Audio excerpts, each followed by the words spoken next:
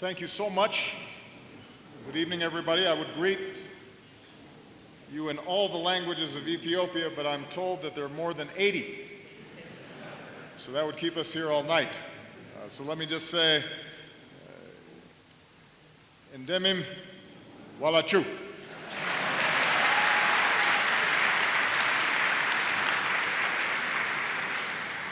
Prime Minister Hailemariam, distinguished guests, ladies and gentlemen, it is a great honor for me to be here tonight as the first sitting United States President to visit Ethiopia, and I want to thank the great people of Ethiopia, including Teddy Mack.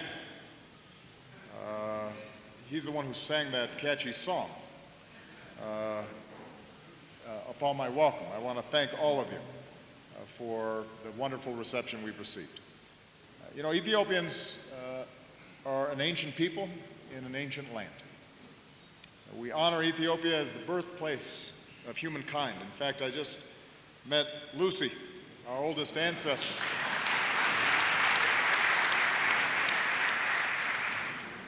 As your great poet laureate wrote, "Here is the land where the first harmony in the rainbow was born.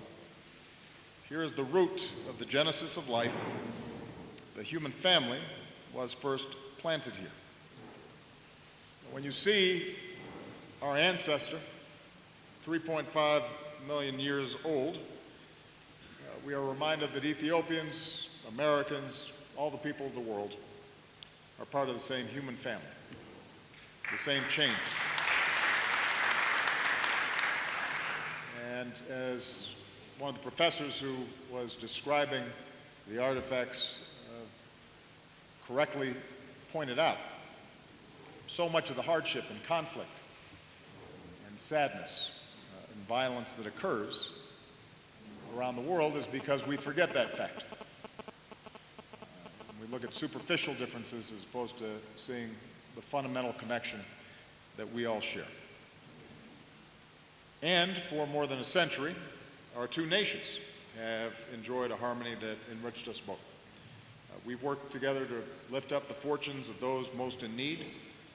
Tonight we also remember former Prime Minister Meles and his dedication to reducing poverty.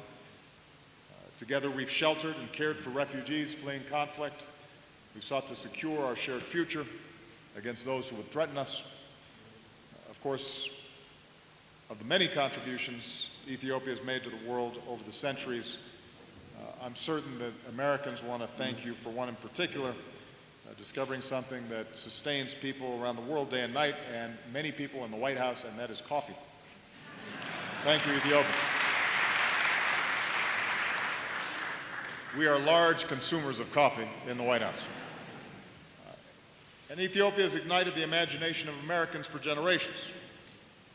Before African Americans won their civil rights, many of them were inspired by this country, a nation that never suffered the indignities of colonialism, people who defended their freedom and their right of self-determination.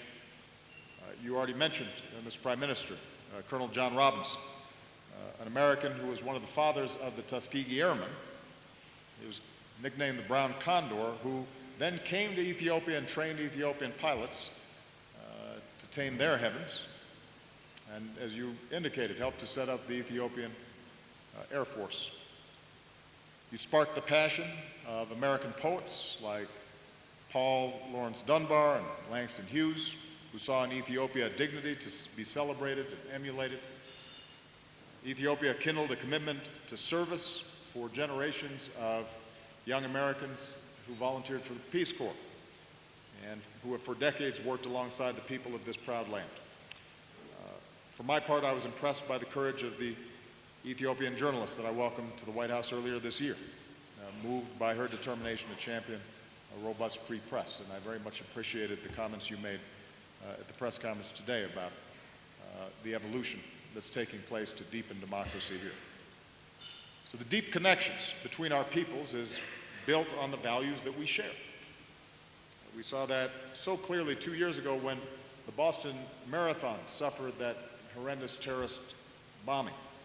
And in a gesture of great solidarity and compassion, the runner who won the race, an Ethiopian, returned his medal to honor the victims of the attack. And at this year's marathon, Americans cheered all the harder when he once again crossed the finish line first with an even faster time. And that, I think, is a hallmark of the American and Ethiopian bond. We don't give in or give up when things get hard, but we come back better and we come back strong. So there's no doubt that Ethiopians and Americans are sprung from the same root of life. We have evidence of that. Tonight I'd like to offer a toast to another century of friendship,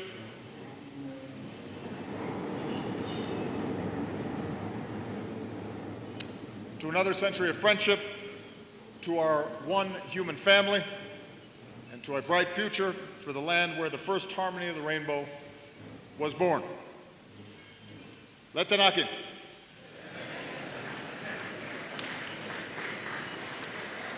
For you Americans, that means to our health, or cheers. Thank you very much.